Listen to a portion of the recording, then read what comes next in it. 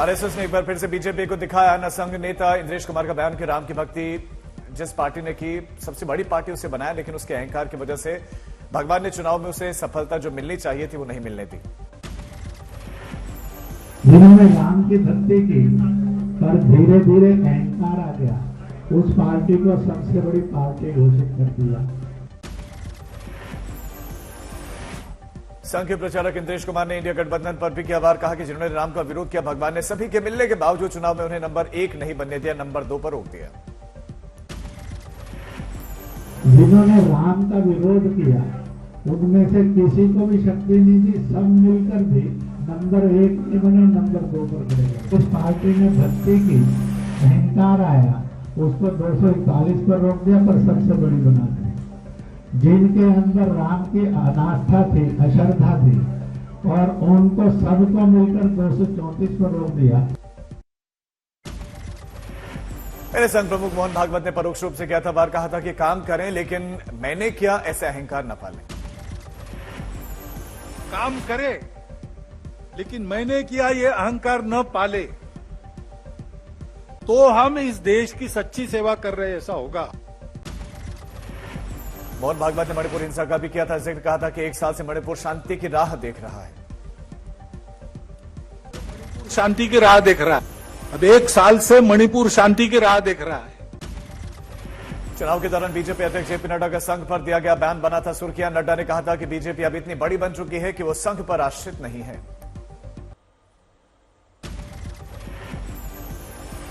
Shiv Sena UBT नेता संजय राउत ने BJP पर संघ के बयानों को बनाया मुद्दा, कहा मोदी और शाह ने तोड़ी अहंकार की सारी मर्यादा। किया सवाल, क्या संघ में बगावत करने की हिम्मत है?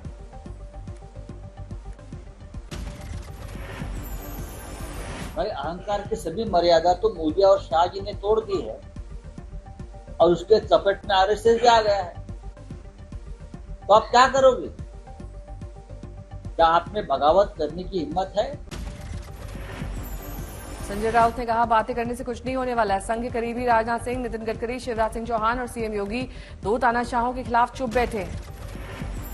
गडकरी जी बैठे हैं, चुप बैठे। राजनाथ सिंह भी आरएसएस से जुड़े हैं, योगी जी आरएसएस से जुड़े हैं, और देश में 2 तानाशाह ईस्ट इंडिया कंपनी गुजरात के लोग देश में भ्रष्टाचार को बढ़ावा दे। संजय राउत ने मणिपुर हिंसा और जम्मू कश्मीर में आतंकवाद का उठाया मुद्दा, दोनों राज्यों को लेकर मोदी सरकार को घेरा। संजय राउत ने संघ से किया एक और सवाल, कहा अजीत पवार की पत्नी सुनेत्रा पवार को लोकसभा चुनाव में हार के बाद अब बीजेपी भेजेगी राज्यसभा, क्या संघ इसका खुलकर करेगा विरोध? के पास सुनेत्रा पवार जी को राज्यसभा भेजने के लिए वोट कम है, ज्यादा उतना वोट उनका क्लियर नहीं है, तो बीजेपी की मदद से अजीत पवार की पत्नी जाएगी। बीजेपी की मदद से क्या करेंगे? आज विरोध करेंगे। संघ प्रमुख मोहन भागवत 4 दिन के प्रवास पर गोरखपुर में मौजूद, सूत्रों के मुताबिक सीएम योगी भी जा सकते हैं गोरखपुर। सीएम योगी के गोरखपुर जाने का कार्यक्रम तय नहीं, लेकिन इस बार की चर्चा गोरखपुर जाने पर सीएम योगी संघ प्रमुख से कर सकते हैं मुलाकात। चुनाव के बाद इस मुलाकात को माना जा रहा है बेहद अहम। मुंबई बीजेपी अध्यक्ष आशीष शेलार ने उद्धव ठाकरे पर किया वार, उद्धव पर वोट बैंक के लिए राजनीति करने का आरोप, कहा पीएफआई पर प्रतिबंध के वक्त नहीं दिया था साथ, मुस्लिम समाज के लोग लगा रहे हैं गले, भेंट ले रहे हैं तलवारें। महाराष्ट्र के डिप्टी सीएम देवेंद्र फडणवीस ने भी शिवसेना उद्धव और मुस्लिम तुष्टीकरण की राजनीति का लगाया आरोप, कहा कि उन्हें सिर्फ उनका वोट मिला जिनके लिए उद्धव ने हिंदुओं का साथ छोड़ा, और जवाब बाला साहेब बोलने लगे।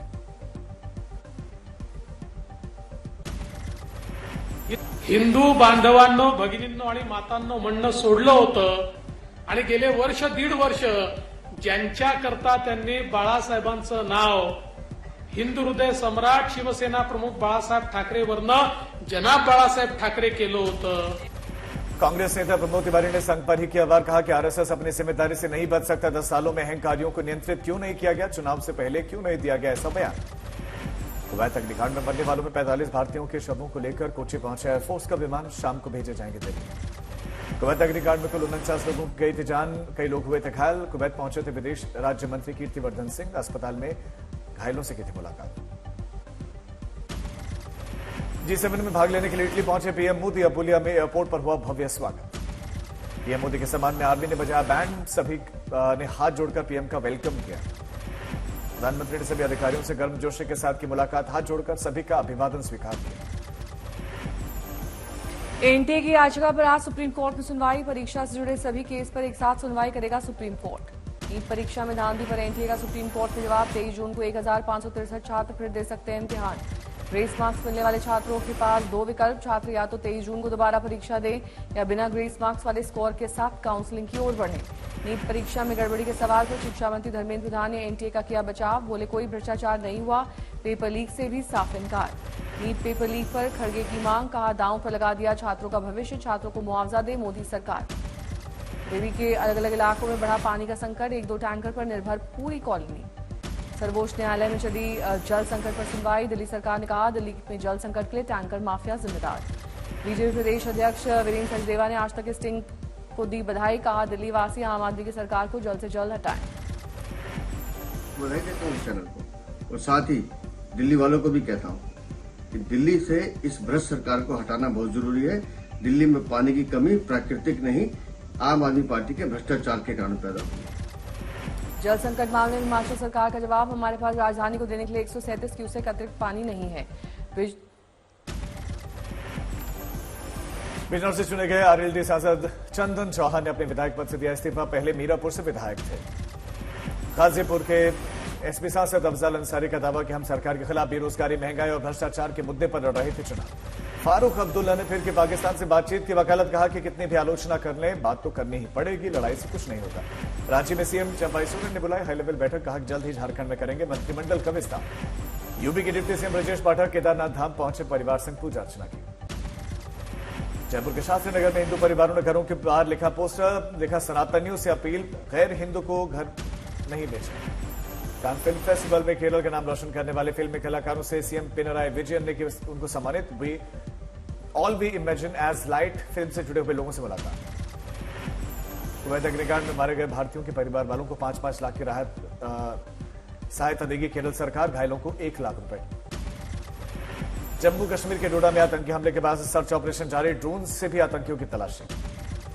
रियासी में बस पर आतंकी हमले में अब तक 50 संदिग्ध हिरासत में, आतंकियों के बारे में की जा रही है पूछताछ।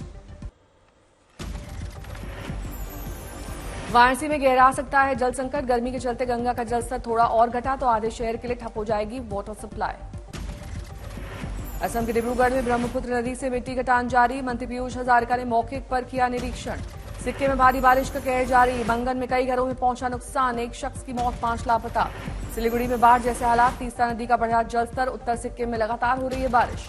राजस्थान के नागौर में तूफानी हवाओं के साथ बारिश, चिलचिलाती गर्मी से मिली राहत, आंधी में उड़े कई घर के 3 शेर और छप्पर। महाराष्ट्र के जालना जिले में बारिश की कमी से सूखने लगे हैं तालाब और झील, डैम में भी खत्म हो चुका है पानी। लुधियाना में नगर निगम के गोदाम में लगी आग बुझाने में दमकल की कई गाड़ियों का इस्तेमाल। नैनीताल जिले के भीमताल इलाके में फैलती जा रही है जंगल में आग, नाकाफी साबित हो रही है सरकार की कोशिश। जम्मू कश्मीर के बारामूला में सड़क दुर्घटना, बस पलटने से 2 की मौत, कई घायल। उधमपुर के कालदी जंगल में 3 दिन से भड़क रही आग, वन्य जीव और वनस्पति को हो रहा है नुकसान। दतिया में तीर्थयात्रियों को ले जा रही ट्रैक्टर ट्रॉली पलटी, 4 की मौत, 25 घायल।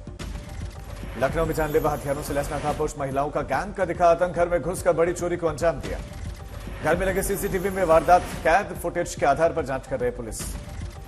एमपी के खरगोन में बंदूक के नोक पर नवविवाहित महिला के साथ घर से अपहरण किया गया, 6 बदमाश थे शामिल, ग्रामीणों ने पीछा करके 2 बदमाशों को पकड़ा। दिल्ली में फर्जी जाति प्रमाण पत्र बनाने वाले गिरोह का भंडाफोड़, पुलिस ने 4 लोगों को गिरफ्तार किया।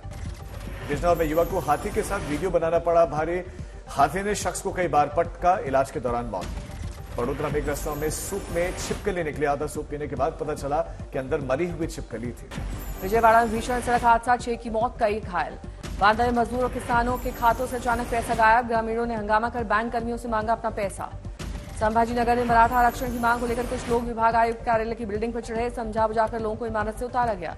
झांसी में सिपाही ने अपने भाई के साथ मिलकर पुलिस पर किया जानलेवा हमला, पुलिसकर्मियों ने भाग कर बचाई अपनी जान। बदमाशों ने की लाइसेंस वाले हथियार से पुलिस पर फायरिंग और फूकी गाड़ियां। घटना के कुछ घंटे बाद पुलिस ने एक आरोपी को किया गिरफ्तार, दूसरे आरोपी को मुठभेड़ में मारी गोली। नोएडा में पुलिस और बदमाशों के बीच मुठभेड़, पुलिस की मुठभेड़ में एक बदमाश घायल। कौशाम्बी में 15 दिन पहले लापता हुआ युवक की लाश एक गड्ढे से हुई बरामद, 3 आरोपी गिरफ्तार। मुंबई में बदला मौसम का मिजाज, जमकर बरसे बादल, लोगों को गर्मी से मिली राहत। मुंबई में बारिश से लोगों के खिले चेहरे। ईस्टर्न एक्सप्रेस वे से सामने आई तस्वीरें। साउथ में भी इंद्रदेव मेहरबान। चेन्नई शहर में झमाझम बारिश। ओडिशा के भुवनेश्वर में बरसे बादल। बारिश के चलते तापमान में गिरावट। यूपी के मुरादाबाद में हीट वेव से बेहाल लोग। सरकार ने गर्मी से राहत देने के लिए सड़क पर पानी का छिड़काव किया। अल्मोड़ा के जंगल धधक रहे हैं। आग का तांडव जारी। 4 लोगों की आग लगने से मौत। कांगड़ा में तूफानी हवा के साथ मूसलाधार बारिश। तापमान में गिरावट। गांधीनगर में कश्मीरी पंडितों ने जमकर मनाया खीर भवानी मेला। खीर भवानी मंदिर से सामने आई तस्वीरें।